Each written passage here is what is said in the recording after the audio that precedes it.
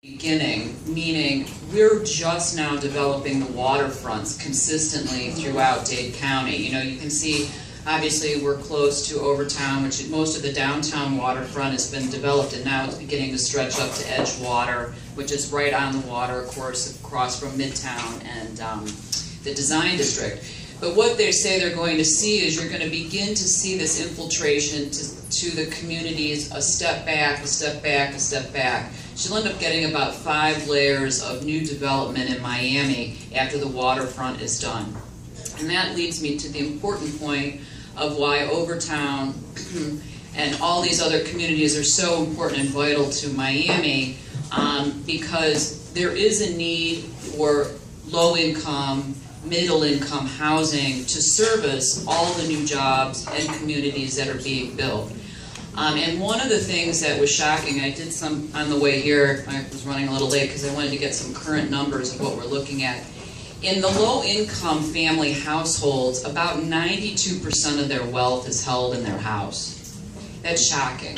That's shocking. Upper income, you're looking at about 50% as related to homeownership, which is why this initiative is so vital to this community, because obviously the people who get hurt the worst when there's an economic downturn are the ones who have 92% of their income wrapped up into their house. So when that becomes over-leveraged in a short sale or an REO, it's devastating. To give you some ideas, hot off the presses this morning, still in America, there's between 9 to 10 million mortgages that are severely underwater. Most of these mortgages fall in the low-income range, okay?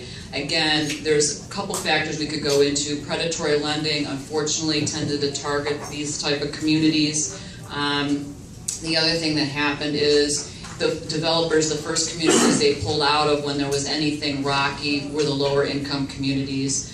So what we're really seeing now is you're still looking at 80% issues as far as distressed property. And I'm going to kind of lump them together, the REOs and the short sales, into a distressed property type situation.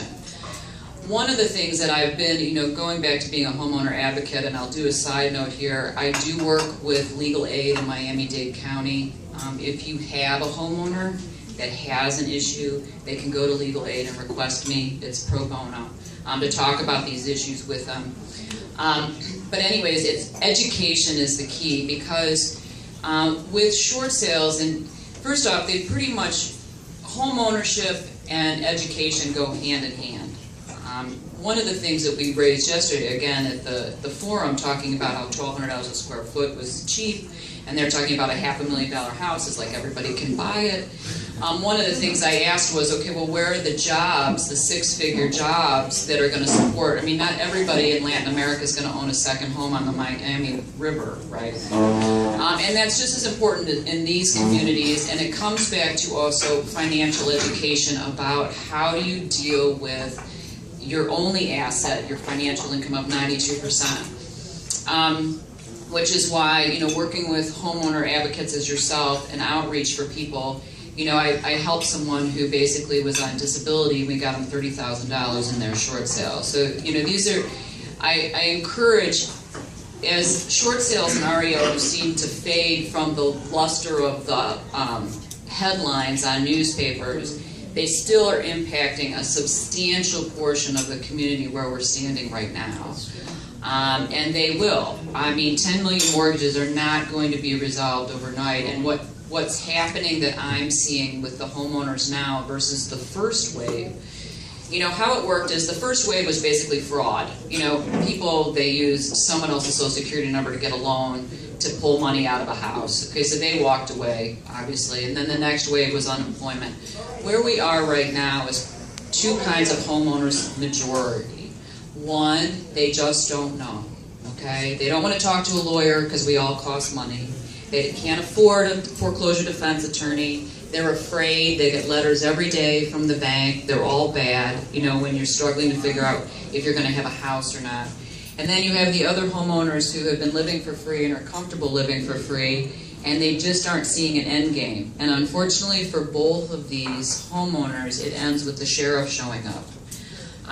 So as we look at our community, we're still seeing, to kind of digress back to where we are, most of the sales in Miami-Dade County were still running 62% cash, okay? That's astronomically high in 2014. Nationally, it's about 40. I mean, so again, when you read the headlines about Miami-Dade County, be cognizant that we're talking a lot of the waterfront cash deals at $1,200 a square foot are impacting it.